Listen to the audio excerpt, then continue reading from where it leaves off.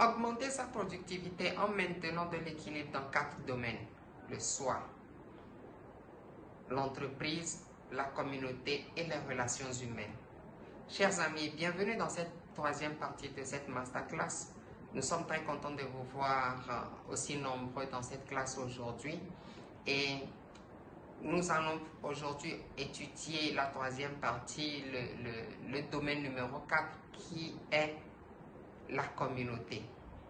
Pour ceux qui n'ont pas encore suivi les cours précédents, c'est-à-dire comment trouver de l'équilibre au niveau du soi, comment trouver de l'équilibre au niveau de l'entreprise, je vous invite à pouvoir suivre ces cours-là en cliquant sur les liens qui seront mis dans la description. Aujourd'hui, nous allons parler de la communauté. Pourquoi il est très important de pouvoir trouver de l'équilibre au niveau de la communauté? Il est très important de savoir que nous sommes aujourd'hui dans un monde où l'environnement impacte beaucoup plus qu'une personne, et sans cet environnement, nous ne pourrons pas avancer. Alors, comment est-ce que notre environnement doit être? Comment est-ce que notre communauté doit être pour que nous puissions vraiment devenir très productifs dans tout ce que nous voulons faire dans notre vie? Comment devenir productif au niveau de l'entreprise, au niveau de la famille, au niveau de vos associations ou de vos centres où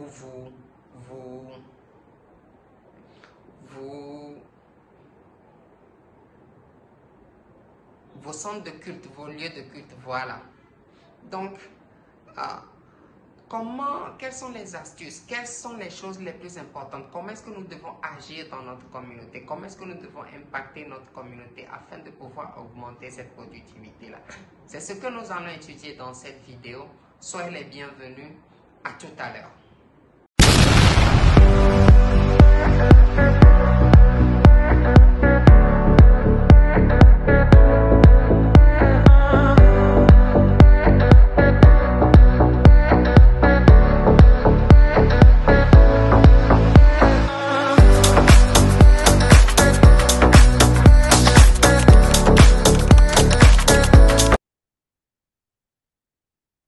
Alors, mes chers amis, bienvenue dans cette classe. Nous allons poursuivre notre parcours sur le sujet, notre thème qui nous amène aujourd'hui à cette troisième partie. Aujourd'hui, nous allons étudier le troisième point, le troisième domaine, qui est la communauté. Donc, pour ceux qui n'ont pas encore étudié le troisième domaine, c'est-à-dire qui ne sont pas encore, qui sont nouveaux sur la chaîne, donc je vous invite à pouvoir étudier d'abord les deux premiers domaines, le soi et la communauté. Je vais laisser les liens dans la description pour que vous puissiez suivre et de revenir à cette leçon. Donc, ça va vous aider. Et pour tous ceux qui sont nouveaux, je suis sûr que vous vous êtes déjà abonnés, d'aimer et puis de partager ces choses. Ceux qui sont anciens dans la classe, je vous invite toujours à pouvoir partager ces connaissances avec d'autres personnes. Donc, merci beaucoup. Nous allons commencer. Nous sommes dans un monde d'interdépendance. Un homme qui euh, n'est n'est pas en fait tombé du ciel pour vivre.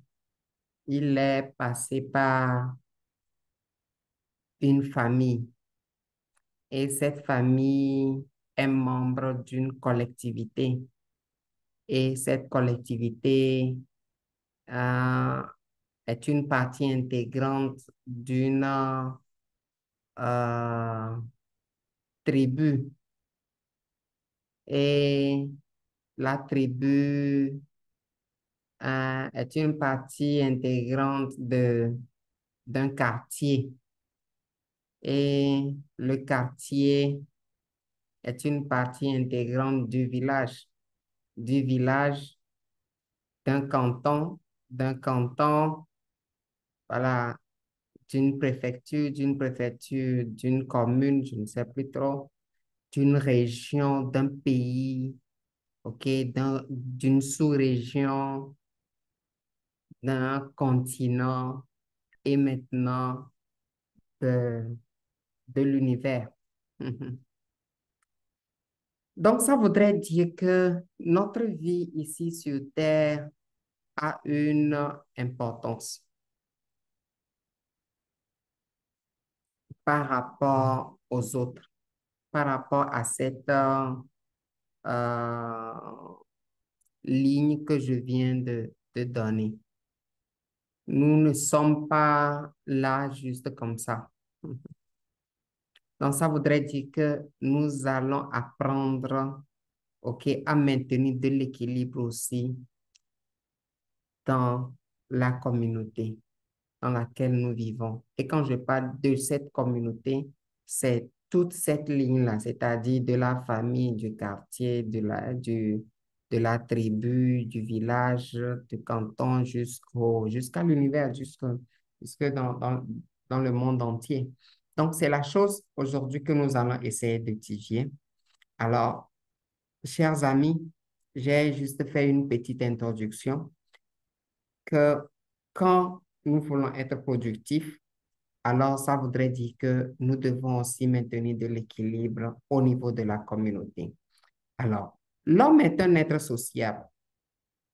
Hmm, Il agit tout d'abord en famille, comme je viens de le dire, et tout ça là. Donc, tout en conclusion, cette personne est comment? Voilà, ne pourra rien faire sans cette communauté. Nous ne pourrons rien faire sans cette communauté. Étant implanté dans une communauté, les aléas, les fléaux sociaux, peuvent affecter votre entreprise, tant bien que mal. Hmm, Et certaines entreprises en tireront profit et d'autres fermeront leurs portes. Imaginez un instant, OK, la manière dont COVID a affecté l'humanité. Beaucoup d'entreprises ont fermé leurs portes, n'est-ce pas? Et celles qui ont résisté ont tiré grandement profit. Et de nouvelles entreprises se sont créées pour en tirer profit. Des guerres, des inondations, toutes ces choses affectent notre communauté. Le vol, le cambriolage, tout affecte notre communauté. D'accord? Donc, ça voudrait dire, je pourrais dire que ce n'est pas mon problème, c'est leur problème. Mais, chers amis, aujourd'hui, j'aimerais euh, vous démystifier ce concept-là, que c'est leur problème, ce n'est pas moi mon problème. Je suis bien avec mes personnes ici. Non, c'est le problème à nous tous. Si quelque chose touche une personne, même dans un état donné, de façon verticale, peut-être je ne suis pas touché, mais de façon horizontale, il y aura toujours un aspect qui viendra m'affecter ici. Hmm. Donc, c'est très important. Vous-même, vous pouvez faire l'analyse. Je prends toujours l'exemple de COVID, par exemple. COVID a commencé aux États-Unis. Je suis en Afrique, je dis non, ce n'est pas mon problème, mais du jour au lendemain, COVID est arrivé en Afrique et je ne me suis pas préparé. Alors, qu'est-ce que je vais faire alors? Je vais fermer les portes de mon entreprise. Je serai attaqué parce que peut-être je ne me suis pas protégé et là, je serai attaqué. Toutes les personnes, bien sûr, qui ont essayé de se protéger ou des personnes qui ont négligé les conseils donnés, par exemple, qui dit non, c'est leur problème. On a vu beaucoup aussi se sont fait secouer par ces mots. Donc, c'est très important, chers amis. Quelque chose touche mon voisin, bien sûr, je ne suis pas dans sa maison, mais ça me touche. Quelque chose touche quelqu'un hein, dans un autre quartier me touche. Nous sommes des êtres interconnectés. D'accord? Donc, comment le fait d'améliorer les conditions de la communauté peut-il augmenter ma productivité? Je donne quelques exemples. Imaginez que vous implantez votre entreprise ou même vous avez essayé de construire votre maison, d'accord? Dans un milieu où le cambriolage est à haut niveau, dans un endroit où il y a peut-être un flaque d'eau qui ne tarit après peut-être 3 mois, ce qui bloque l'accès à entrer dans votre domicile ou à aller au boulot. Un endroit où l'insalubrité est conséquente. Mais vous allez faire quoi? Mais vous avez la pleine conviction que peut-être dans cet endroit-là, qu'est-ce qui va se passer? Les affaires pourront doubler. hmm, Et que cet endroit peut-être être sans ces fléaux, sans peut-être ces flaques d'eau, sans ces, euh, ce, ce fléau de cambriolage, de brigandage n'est pas là, par exemple. Mais vous savez que quand vous mettez en place votre entreprise ou vous créez ou bien vous construisez ou votre famille s'installe dans un endroit où, si ces choses-là ne sont pas là, vous allez être prospère, vous allez être en paix. Alors, que feriez-vous?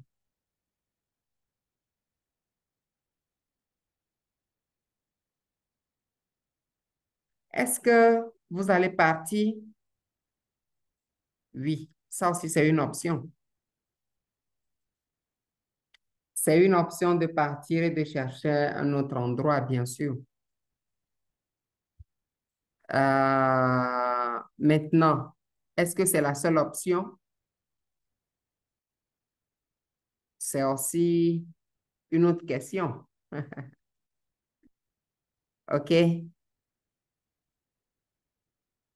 Alors, si vous quittez, qui va venir le faire pour vous? Ça aussi, c'est une autre question. Oui, il y a le gouvernement qui est là, mais bien avant que le gouvernement peut-être agisse, qu'est-ce que je peux faire? C'est la chose la plus importante de pouvoir apprendre à être un acteur de la communauté. Vous devez apprendre, tout le monde doit être un acteur de la communauté. Hmm? Rendre propre son alentour, OK? Hmm? Si vous avez peut-être votre entreprise déjà implantée et que l'accès sera peut-être difficile, alors si ce que vous pouvez faire, vous pouvez essayer d'agir dans votre communauté parce que c'est vous qui recherchez quelque chose, c'est vous qui recherchez le bien-être de votre famille, le bien-être des membres de votre association, de votre église, de, de vos employés et l'autre, le gain que vous aurez. D'accord? Donc, il faut apprendre à trouver des solutions d'ordre social. Donc, c'est très important. Donc, j'aimerais juste vous inviter à ces actions-là. Si vous arrivez quelque part où vous implantez votre entreprise, où vous créez euh, votre église, où vous construisez, vous implantez votre lieu d'habitation quelque part. Il faut tisser des relations étroites avec les autorités traditionnelles locales. C'est très important. Hmm. avec les CVD ou les CDQ, avec l'autorité communale, hmm, les forces de l'ordre de la localité. C'est très important. Hmm. Et proposer vos services ou vos projets communautaires. Ces choses, vous ne pouvez pas savoir comment est-ce que le fait de le faire apporte beaucoup plus de la sécurité même pour votre entreprise. Vous ne pouvez pas comprendre comment est-ce que ça pourra augmenter, OK, les revenus pour votre entreprise. Ça va augmenter votre productivité. Mais si vous êtes là en aparté pour dire non, ce n'est pas mon problème, c'est leur problème, je ne suis pas là pour pouvoir me mêler d'eux, à qui vous allez vendre? Si vous faites l'effort de rencontrer ces personnes, hmm, et de proposer vos plus à ces types de personnes que je, ou bien ces types de personnes que je viens de lister ici, vous allez voir en fait que non seulement vous allez créer une visibilité, vous aurez une protection pour votre entreprise, vous allez augmenter votre clientèle, vous serez une référence. Hmm. C'est très important. Vous devez savoir qu'il y a une bénédiction lorsque vous donnez aux autres. Vous n'avez pas besoin, quand je parle, vous allez peut-être croire que c'est une affaire de beaucoup d'argent. J'ai beaucoup d'argent. Donc, si je n'ai pas d'argent, qu'est-ce que je peux faire? Non. Vous pouvez commencer à faire quelque chose tout de suite. Prenez le temps, asseyez-vous. Si vous êtes avec votre cerveau collectif, alors discutez avec votre cerveau collectif pour savoir de quelle façon vous pouvez apporter un plus à la communauté sans débourser grande chose. Le fait de tisser des relations déjà apporte quelque chose de très important. Donc, je vous invite, voyez très bien ces grosses entreprises mondiales aujourd'hui. Qu'est-ce qu'ils font? Ils ont de bonnes relations. Les, les, les, les CEO ont de bonnes relations avec des membres de gouvernement. C'est-à-dire, ce sont des gens qui sont super protégés. Et parce qu'il y a cette relation-là, la plupart des cas, qu'est-ce qu'ils font? C'est eux qui vendent beaucoup plus. Donc, c'est très important, chers amis, de pouvoir apprendre ces choses. Ce principe de communauté, vous devez le savoir. Je vais le répéter encore. Nous vivons dans un monde d'interdépendance. Quelque chose touche mon prochain, même s'il est peut-être à 10 000 kilomètres de moi, ça me touche. Donc, apprenez déjà à résoudre les problèmes qui sont autour de vous afin que vous puissiez savoir euh, comment apporter un plus à votre productivité. Si vous agissez, si vous travaillez à maintenir de l'équilibre aussi au niveau de la communauté, votre productivité va augmenter. Faites, faites, faites l'expérience et revenez me dire ce que vous avez gagné en le faisant. Alors, chers amis, c'est très important. Prenez le temps. Notez ceci. Quels sont vos besoins sociaux dans votre lieu d'implantation?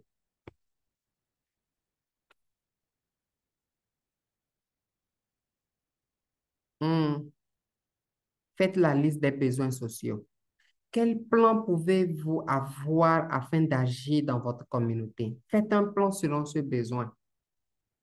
Quelles sont les autorités compétentes que vous avez chez vous, faites aussi la liste de ces personnes. Comment allez-vous procéder pour être reçu en audience? Faites-le. Et maintenant, imaginez un instant que votre productivité augmente grâce à vos actions. Que ressentirez-vous? Je vous donne peut-être un exemple. Il y a quelque part un monsieur qui a construit une maison, c'est un peu éloigné, et il y a assez d'herbe alentour. Et il a refusé de mettre au propre un peu son alentour parce que c'est euh, un espace vide de quelqu'un d'autre et que lui ne veut pas euh, se mêler de ces personnes. Lui, il a sa voix pour venir dans sa maison. Voilà, donc il, il est satisfait. Mais un soir, son enfant passait et il a été piqué par un scorpion qui sortait de, de cet endroit euh, là. C'est-à-dire là où il y a un peu euh, dans la petite brousse en fait. Donc, c'était juste un petit chemin. Donc, alors un scorpion est passé et a piqué l'enfant. Donc, il a fallu euh, qu'il aille à l'hôpital pour pouvoir prendre des injections, des antipoisons et autres là pour que l'enfant ne soit pas affecté. Imaginez que ce monsieur prend le temps de faire quoi? De mettre au propre un peu là pour dire, ah, si quelque chose, si je ne mets pas là au propre, quelque chose qui quittera là-bas pourra aussi m'affecter. Comme ça l'a affecté en conséquence et il a dépensé. S'il avait fait plus tôt, il n'allait même pas dépenser plus que, en fait, ce qu'il a dépensé à l'hôpital. Donc, ce sont ces choses-là qui arrivent aujourd'hui. Donc, n'attendez pas que quelqu'un vienne d'abord avant que vous ne puissiez agir dans votre communauté. Faites ce qu'il y a lieu de faire, apportez un plus dans votre communauté et vous-même, vous allez voir le changement que ça va donner. Donc, chers amis, voici à peu près la manière dont vous pouvez maintenir de l'équilibre au niveau de la communauté. Cette leçon est très courte, mais il y a tellement de, euh, des actions à mener dans ceci. Il y a tellement de réflexions à faire et je vais vous inviter à mettre en application ces réflexions-là et de pouvoir commencer à agir de cette manière. Et vous verrez très bien le changement que ça va apporter dans votre productivité. C'est une promesse que je vous fais. Merci beaucoup. Merci pour cette troisième partie, pardon, pour la communauté. Et je vous invite vraiment à mettre dans les commentaires ce que vous avez appris. Hmm, ce que vous avez appris, à mettre ça dans les commentaires pour que, voilà, vous puissiez apporter peut-être des idées innovatrices à ce projet que nous sommes en train de faire aujourd'hui pour vous. Donc, mettez-les en commentaire. Si vous avez aimé, partagez. Je sais bien sûr que vous allez aimer et partagez cela avec vos amis, vos frères, vos collègues, vos collaborateurs, vos proches. Donc, merci pour cette deuxième partie. Nous allons clôturer dans l'autre classe, dans la classe prochaine, en cliquant juste sur la vidéo prochaine, la partie 4. Nous allons clôturer avec les relations humaines, comment maintenir de l'équilibre dans les relations humaines. Alors, d'ici là, portez-vous bien. À très, très, très, très bientôt.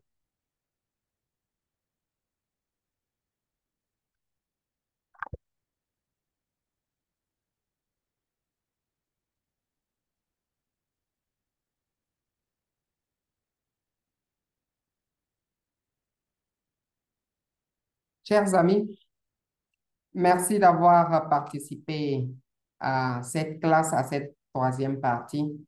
Nous sommes très reconnaissants de votre présence et merci de partager ces connaissances avec d'autres personnes.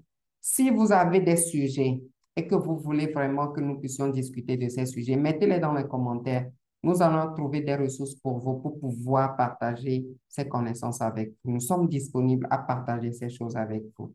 C'est la raison de Boussole Institute. C'est la raison de Gagnons la Boussole. Donc, n'hésitez pas, trouvez n'importe quel sujet. Nous avons plein de ressources à pouvoir vous donner. Et là, d'ici là, portez-vous bien. Préparez-vous pour la classe prochaine. Portez-vous bien. À très, très, très bientôt.